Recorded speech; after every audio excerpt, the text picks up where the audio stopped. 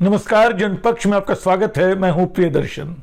दोस्तों, आज मुझे एक ऐसे उपन्यासकार की याद आ रही है जो वैसे तो मुझे बहुत प्रिय नहीं है, लेकिन कई बार उसको पढ़ते हुए उसके व्यंग्य में, उसकी विडंबना के रचाव में अचानक मुझे अपने समय का सच प्रतिध्वनित होता दिखाई पड़ता है। मैं बात कर रहा हूं जॉर्ज ऑरवेल की, उनके उपन्यास 1984 की। आपको याद होगा 1984 में सुपर स्टेट जो है उसकी हुकूमत करने वाला बिग ब्रदर जो कहता है हर जगह जहां लिखा मिलता है बिग ब्रदर इज वॉचिंग। तो जो सर्विलांस स्टेट की कल्पना जॉर्ज ऑरवेल ने की थी, क्या वो हमारे समय में पहले घटित होती रही है?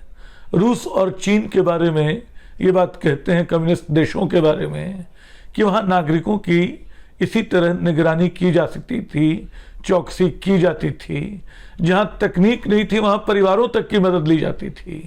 यानी यहाँ तक कहा जाता है, जो कितना सच है मैं नहीं जानता हूँ, कि कई मामलों में पत्नियाँ पतियों की जासूसी करती थीं, पति पत्नियों की जासूसी करते थे कि कहीं वो एंटी कम्युनिस्ट तो नहीं हैं, कहीं वो देशद्रोही तो नहीं हैं। अमेरिका में भी एंटी अमेरिकनिज्म के नाम पे ऐसे बहुत सारे तमाशे हुए। जाने माने नाटककार आर्थर मिलर को भी वो सब झेलना पड़ा, एंटी अमेरिकन व्यवहार का आरोप झेलना पड़ा। खैर, मैं हिंदुस्तान पे आता हूँ। आज मैं सारी बात क्यों कर रहा हूँ? क्योंकि आज अखबारों में खबर छपी कि सरकार ने तमाम टेलीकॉम कंपनियों को आदेश दिया है कि अपने हैंडसेट में एक ऐप हर हाल में रखें, संचार साथी ऐप।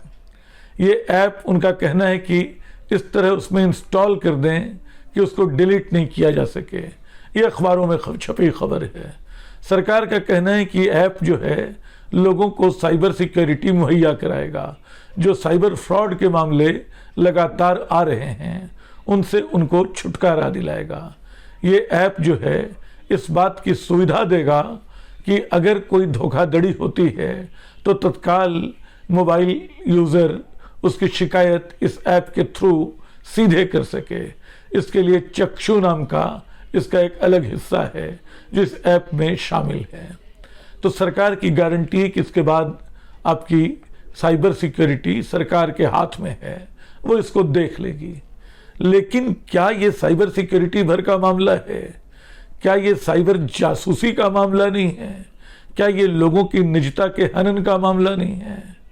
जब ये सवाल उठा, जब इस पे हंगामा हुआ, तो केंद्रीय मंत्री ज्योतिरादित्य सिंधिया सफाई देने आए। उन्होंने तुरंत गारंटी दे दी कि ना, ये अनिवार्य नहीं किया गया है, ये लोगों की इच्छा पे है कि वो इसको रखें या न रखें, वो इसको डाउनलोड करें या न करें। तथ्य हालांकि जो अखबारों में छपे हैं वो इसके खिलाफ जाते हैं। और साइबर सिक्योरिटी का सरकार का दावा जो है वो अचानक साइबर जासूसी के आरोप से मिलके संदिग्ध हो उठता है। क्या हम आज भी स्थिति है कि इंटरनेट के थ्रू आप देखिएगा कि हम कुछ भी खरीद करते हैं, किसी होटल से कुछ खाते हैं, अचानक पता चलता है कि इंटरनेट में कुछ लोग, कुछ कंपनियां इसके हमें वॉच कर रही हैं, वो हमारे व्यवहार के आधार पे अपनी मार्केटिंग तय कर रही हैं, जिसको डेटा लीक कहते हैं। वो हमारे समय की बड़ी समस्या बना हुआ है। लेकिन सरकार के इस ऐप के बाद क्या डेटा लीक जैसी कोई चीज़ रह जाएगी? असल में सारी की सारी सूचनाएं सरकार के पास जस की तस पहुंचती रहेंगी। क्योंकि जब आप ये ऐप, ज्योतिरादित्य सिंधिया जो भी कहें, लेकिन जब भी आप कोई ऐप डाउनलोड करते हैं, सामान्य ऐप भी, तो आपसे तमाम तरह की इजाज़त मांगता है। वो आपके कॉल लॉग तक पहुंचने की इजाज़त मांगता है, वो आपके कैमरे तक पहुंचने की इजाज़त मांगता है, वो आपके फ़ोन कॉल देखना चाहता है, वो आपके नोटिफिकेशन देखना चाहता है। जब ये सारा कुछ आपको दे ही देंगे आप उसको, वो इसकी अपनी मेमोरी में इसको रखे या न रखे, लेकिन क्या वो एक तरह से आपकी जासूसी नहीं कर रहा होगा? आपके एक एक लम्हे का उसको पता नहीं होगा आप किससे बात कर रहे हैं, कितनी देर तक बात कर रहे हैं, और शायद क्या बात कर रहे हैं, आप क्या खरीद रहे हैं, किस बैंक से भुगतान कर रहे हैं, और वो पैसा आपके पास कहाँ से आ रहा है, एक एक चीज़। ये जो प्राइवेसी का मामला है, ये जो लगातार इस पे पिछले दिनों बहस होती रही, उसको तो जैसे ये संचार सारथी ऐप तार तार कर सकता है, ये दिखाई पड़ रहा है।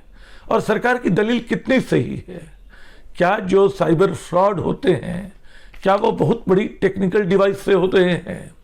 सच तो ये है कि ज़्यादातर साइबर फ्रॉड लोगों को धोखा देके, किसी बहाने उनकी OTP लेके, किसी बहाने उनके ब्यौरे लेके, उसके आधार पे हो रहे हैं। जो जिसको इन दिनों बड़ा खतरनाक माना जा रहा है, डिजिटल अरेस्ट को। उस डिजिटल अरेस्ट का मामला भी पहले साइकोलॉजिकली लोगों को वश में लेके, फ़ोन पे उनके वीडियो कॉल पे उनको नियंत्रित रख के किया जा रहा है। यानी कोई इतना बड़ा ऐप नहीं है जिसके लिए ऐसी भारी भरकम तैयारी की जाए कि हर नागरिक का जो सुरक्षा तंत्र है उसके भीतर सरकार बैठी रहे, उसको देखती रहे कि क्या कर रहा है। और अतीत को याद करें, अगर आपको पेगासस की याद होगी, पेगासस का विवाद लंबे समय तक चला और अंतर्राष्ट्रीय एजेंसियों ने माना कि पेगासस के आधार पे भारत में जासूसी हो रही है, पेगासस के सहारे भारत में जासूसी हो रही है। नहीं माना तो भारत सरकार ने नहीं माना, ये मामला सुप्रीम कोर्ट तक गया। वहां भी सरकार ने ये नहीं बताया कि उसने इजराइल से पेगासस की खरीद की है या नहीं की है। उसने सिर्फ ये बताया कि उसने ऐसे किसी इंस्ट्रूमेंट का कोई दुरुपयोग नहीं किया है। ये शक करने की वजह बेहद साफ है। और हमारा जो पुलिस तंत्र है, हमारा जो पूरा नागरिकों के अधिकार छीनने वाला तंत्र है, जहां सारा जोर इस बात पे होता है कि नागरिक को जिम्मेदार जवाबदेह बनाया जाए, वो उसको देखते हुए लगता है कि ये संचार सारथी ऐप जो है इसी निगरानी की एक अगली कड़ी है। मैं इसको और दिलचस्प छोटे उदाहरण से रखना चाहता हूँ। सरकार कुछ ऐसा कर रही है कि हमारे घर में जबरन वो CCTV कैमरे लगवा रही है, या जबरन 4 सिपाहियों को खड़ा कर रही है कि अगर चोर आएंगे तो हम उन चोरों को आपके घर में पकड़ लेंगे, उनको चोरी करने नहीं देंगे। आप कायदे से चोरों को बाहर ही पकड़िए, उनको हमारे घर आने न दीजिए। आप नागरिकों को ये अधिकार दीजिए कि वो चाहें तो संचार साथी ऐप डाउनलोड करें, न चाहें तो न करें, क्योंकि ये अपनी सुरक्षा तय करने का, अपनी प्राइवेसी तय करने का अधिकार उनका है। हाल के वर्षों में जितना साइबर सिक्योरिटी ने जितना नुकसान नहीं पहुंचाया है, साइबर सिक्योरिटी पे चुनौती ने जितना नुकसान साइबर फ्रॉड ने नहीं पहुंचाया है, उससे ज़्यादा नुकसान साइबर झूठ ने पहुंचाया है। जो तमाम तरह के झूठ बोले जा रहे हैं, जो तमाम तरह से स्मृति भ्रंश की प्रक्रिया चल रही है, जिस तरह इतिहास को बदलने का काम चल रहा है, जिस तरह व्हाट्सएप और दूसरी जगहों पे तरह तरह के झूठ बोले जा रहे हैं, उसको देखते हुए लगता है कि सरकार इस निगरानी तंत्र को और मजबूत करना चाहती है। वो हमारे दिल और दिमाग तक पहुंचकर उसे नियंत्रित करने की कोशिश कर रही है। मैं एक बार फिर लौटता हूं जॉर्ज ऑरवेल तक, 1984 तक। वहाँ की उलट बांसियाँ जिसकी जॉर्ज ने कल्पना की थी, जॉर्ज ऑरवेल ने, उसको ऑरवेलियन रियलिटी बोलने लगे हैं, ऑरवेलियन डिस्पोटिया बोलने लगे हैं। तो वो जो कल्पना थी, उस पार्टी का जो मोटो है वो सुन लीजिए, आपको समझ में आ जाएगा। वार is peace, freedom is slavery और इग्नोरेंस इज ट्रूथ। तो वार is peace, freedom is slavery, ignorance is truth.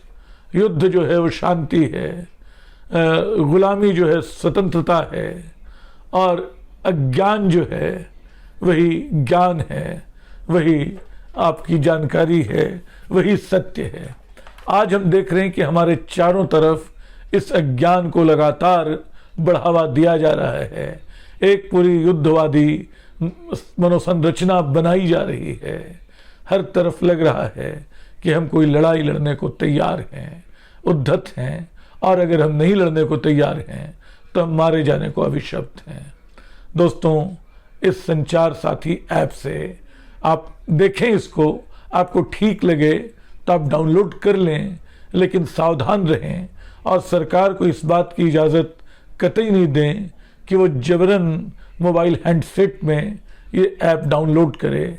अचानक मुझे ख्याल आया कि एप्पल ने, जो शायद सबसे बड़ी कंपनियों में एक है, उसने अपने हैंडसेट में ये ऐप लगाने से मना कर दिया है। उसने कहा है कि वो इस आदेश को नहीं मानेगी। अभी 90 दिन का समय इन टेलीकॉम कंपनियों को दिया गया है और 120 दिन में इनसे रिपोर्ट मांगी गई है कि बताएं कि उन्होंने इस पर अमल किया या नहीं।